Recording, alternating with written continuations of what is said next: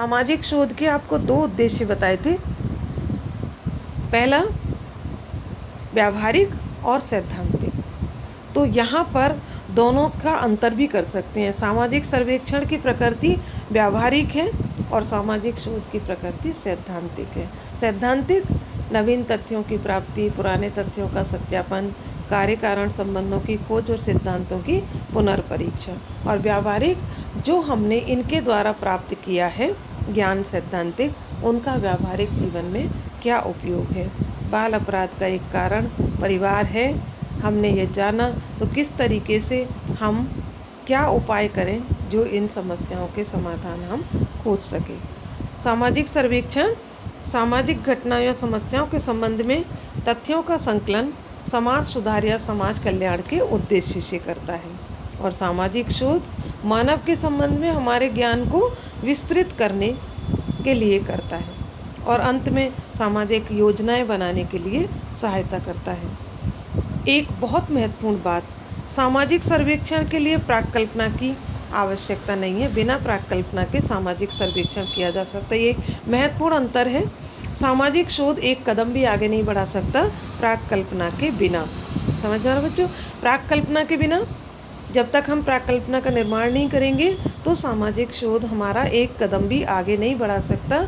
और ये हमारा गाइडलाइन है, लेकिन सर्वेक्षण हम बिना प्राक कल्पना के कर सकते हैं। इसलिए सामाजिक सर्वेक्षण में किसी समस्या से संबंधित प्रत्येक आवश्यक सूचना एकत्रित करने का प्रयत्न किया जाता है ताकि उस समस्या के अंतर्निहित कारणों का पता चल सके।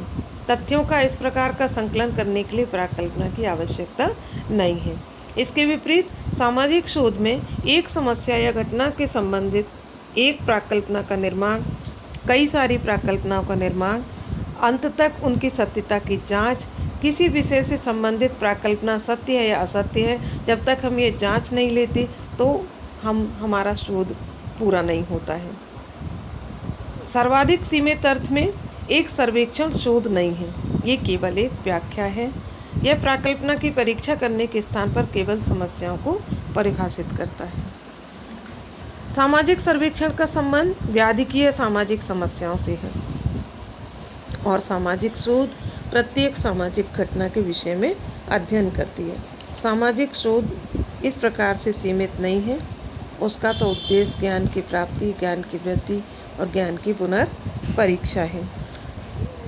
सामाजिक शोध में सूक्ष्म अध्ययन कर सकते हैं, किंतु उनका सूक्ष्म अध्ययन सामाजिक सर्वेक्षण में समस्या से संबंधित हर सूचना एकत्रित, बहुत सारी, ढेर सारी, और यहाँ हम विपरीत शोध में हम बारीकी से उन्हीं तथ्यों का संकलन करते हैं जो हमारे लिए आवश्यक है। सामाजिक सर्वेक्षण आर्थिक, सामाजिक, धार्मिक, राजनीतिक किसी पे ही हम कर सकते हैं, लेकिन बहुत सारी जगह पर शोध कार्य आयोजित नहीं करवाए जा सकते।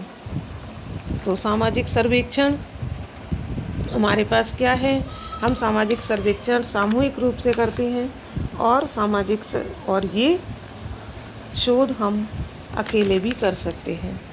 सैद्धांतिक और व्यावहारिक आधार पर सामाजिक शोध तथा सामाजिक सर्वेक्षण में अंतर अभी आपको बताया कि वो व्यावहारिक है और ये सैद्धांतिक। सामाजिक शोध सामाजिक सर्वेक्षण की अपेक्षा अधिक गहन तथा सूक्ष्म होता है और वो सिद्धांतों का निर्माण करने में भी सहायता करता है। तो ये आपने जाना कि सामाजिक सर्वेक्षण और सामाजिक शोध क्या है और सामाजिक शोध कैसे किया जाता है, प्रक्रिया आपको बता दी। सामाजिक शोध और सामाजिक सर्वेक्षण में क्या संबंध और क्या अंतर है, ये आपको बता दिया। अब कल आप प्राक कल्पना के विषय में पढ़ेंगे।